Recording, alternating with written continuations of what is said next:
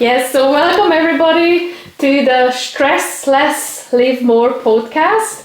My name is Zita Bertha. I'm a yoga teacher and nutritionist, and also the co-founder of IGH3P.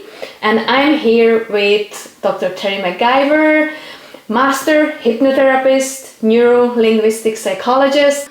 And Terry is also the founder of IGH3P. And for those of you who are not familiar with IGH3P, we offer a comprehensive portfolio of services, including accredited courses, professional membership, accreditation and certification for coaching and mentoring, employee well-being packages, and also one-to-one coaching services. So please check out the links in the description below and discover and get to know more about our services. So how are you today, Terry? I'm fine. It's great to be here on our new podcast, episode 1. So episode number 1. So it's really excited to be here and to really give content and good content to the listeners in our series of podcasts, which hopefully will be long and varied. We will talk about it in depth in each different podcast about each of the things that we're going to talk about today, but also about other modalities as well. We'll talk about chronic pain reprocessing and NLP, hypnotherapy, 3 principles, and talk about nutrition, fitness as well. So that's more your side of things, Zita. Nutrition and the fitness, but I'm getting there. Yes, we're gonna dive into all of these excellent topics. I'm super excited to be here. And today our very first podcast topic would be to clarify some of the misconceptions around hypnotherapy and neuro-linguistic programming, or as Terry would like to call it, and we're gonna explain it soon, Neuro-Linguistic Psychology. So my very first question today to you, Terry, would be, what is the power of the mind exactly, and how can we harness this power for transformation? Mm-hmm. Well, the power of the mind is extremely powerful, as the power of the mind would suggest. However, we're all in a way of thinking. We all have a preconditioned way of thinking, and we don't necessarily think bigger than we should. And we all are in our lives. We work and come home, see the kids, go to work, come home, see the kids, maybe talk to the wife in between. But we're all in a pattern. Now, if we're in a pattern and we have problems, then we don't know how to break out of that pattern. So therefore, we have to. And hypnotherapy or NLP practitioner or coach needs to intervene with that. Now, you talk about the power of the mind. If you've ever said anything to anyone that you shouldn't have and you can become embarrassed, once you say it, it's out of your mouth, you feel an emotion and your face goes red. So therefore, there's a direct connection there. We all know that the body can heal itself as well. I'm not talking about quantum healing. I don't. If you have something wrong with you, go to the doctor, see what it is. Don't try and wish it away or try and affirmation it away. It's very important to go to the doctor. When we talk about quantum healing, I don't really think about quantum healing as a modality, because I don't. I probably offend a lot of people, but I don't think, if you have, say, cancer, you have to go and see about it. Now, that's not to say that you can't prevent it from happening. I have probably bowel cancer in my genes. My father and my mother died of bowel cancer. Therefore, I may get bowel cancer. Now, I may have it in my genes, but I'm not guaranteed to get that because of other changes, environmental changes that I've made to my life. And so, therefore, stress is one of the main things that can basically switch on different genes and form proteins which can cause various diseases. So high stress levels all the time is extremely bad for our health. So therefore we need to look at stress high levels of stress and high levels of cortisol, and that can affect our weight and a lot of different lifestyle problems within the body. And that's what fits into the nutrition and all of that as well. So, as I say, the mind is extremely, powerful. We need to be able to use different techniques to look at our, what I call subroutine, our programming, because between the ages of 2 and 7,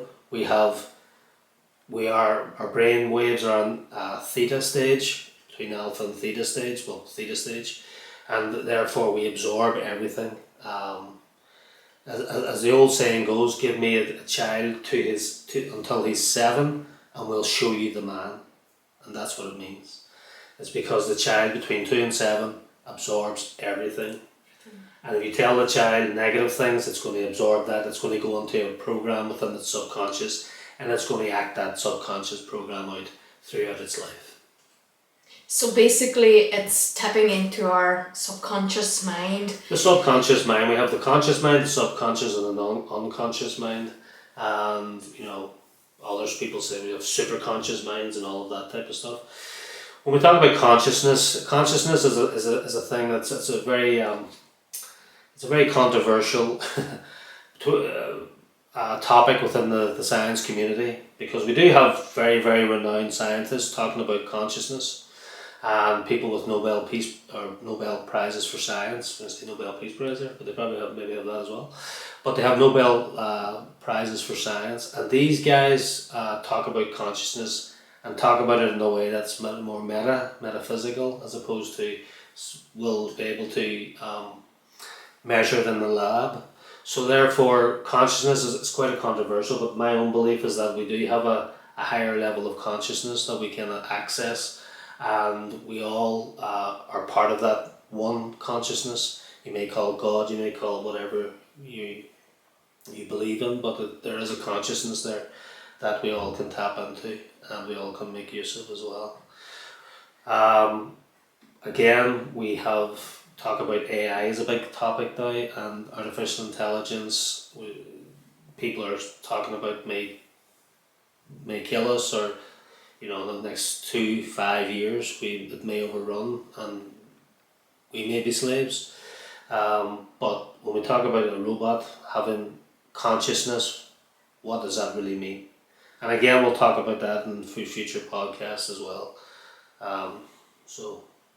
Yeah. But I don't really want to go into a lot about consciousness now at the moment. When we talk about consciousness, you talk about linked to quantum mechanics and all of that type of stuff. So I want to leave that to future podcasts. Okay, that's perfectly fine. Maybe at the beginning we should clarify some of the misconceptions about hypnotherapy, because I think a lot of people have that first thought, when they hear about hypnotherapy, I think that means that the hypnotherapist can do anything. They can program, my mind, whatever they want me to do. Remember the movie series, The Naked Gun with Leslie Nielsen, when the characters were hypnotized that I must kill Frank Drebin. So I think a lot of people have some misconceptions. So maybe talk about that. I think there's quite a lot of misconceptions about hypnosis and hypnotherapy and all of that. Hypnosis, when we talk about hypnosis, the stage hypnosis kept hypnosis in vogue. However, when you talk about people going on stage and acting like a chicken or things like that, that's just for entertainment value. And the people who do that are not, they're not, they know what they're doing. They're sort of exhibitionists. They want to be able to act like that, I think, and that's part of it. That's part of the whole thing. We talk about the more, I suppose, serious aspect. We talk about hypnotherapy, where that's a therapist. That it has to be someone who's trained in that way of therapy and coaching. A hypnotist isn't necessarily a hypnotherapist. So when we talk about hypnotherapy, we talk about using hypnosis to help people and to look at their subconscious or unconscious mind and reprogram that, as I talked a wee bit about earlier. about changing the negative programs that people tell you between your 2 and 7, and then reinforcing the more positive new programs that you bring in there as well. Replacing those with positive things. And is it true that anybody can be hypnotized, or? Well, it's always a willingness to be hypnotized. If you have a lot of fear around hypnosis, you generally won't. Very difficult to hypnotize somebody who's got a lot of fear. So you have to quell the fear, and that's all part of the hypnotherapy journey. And the hypnotherapist, when they come into your practice, there's a lot of allaying of fears to the client, especially if they're anxious or whatever. So all of that needs to be communicated effectively to them. But yeah, you have to have a willingness to be hypnotized, really. And my mentor, we talk about the Ellmans. Dave Ellman was on a par with Milton Erickson. 2 different camps of hypnosis. One more direct, Dave, and Milton was more using metaphors and indirect hypnosis style, but both being effective. So Larry Ellman was one of my mentors, who's Dave Ellman's son as well. So we also run the best practices of Dave Ellman, and I'm a certified practitioner for that as well, trainer. That is so beneficial. You have so many qualifications and so many years of experience in this regard, and I think it's a very important takeaway that if you are being hypnotized, you're going to stay in charge, and you will not be able to program. That's Hollywood. In ways that you don't want to be. And always remember that you remember. Yes. After hypnosis as well, because when we talk about, I'm going to get hit, we use slap here because I always say this name wrong. It's Bela Lugosi. Yes. I don't know if you've ever heard of Bela Lugosi, who played Dracula in the old vampire movies. They used to say, that they remember nothing after the hypnosis, and he does it with his eyes, and they immediately come to him and all of that type of stuff. That's all Hollywood, and you do remember after that, what you've done as well. People say they don't remember because that's what Hollywood has told them that they should say when somebody asks them that question, but yeah. Okay, so maybe now we can talk about neuro-linguistic programming, and maybe you can enlighten us about why you don't really prefer the word programming. Well, programming gives a negative connotation to NLP. NLP is, I call it Neuro-Linguistic Psychology. The psychology is very good, the psychology is very effective, and but the programming bit, it sort of puts, I know it's NLP, Neuro-Linguistic Programming, is very popular and it's all around the world, but still the programming bit to me would suggest that you're trying to maybe nefariously change somebody's behaviour to do something or whatever. That's kind of connotation at Hollywood. Thanks so much for listening. We hope you enjoyed today's podcast. If you have any topics that you want us to discuss, please comment below and like this video and also subscribe. Have a fantastic day. See you next time. Bye.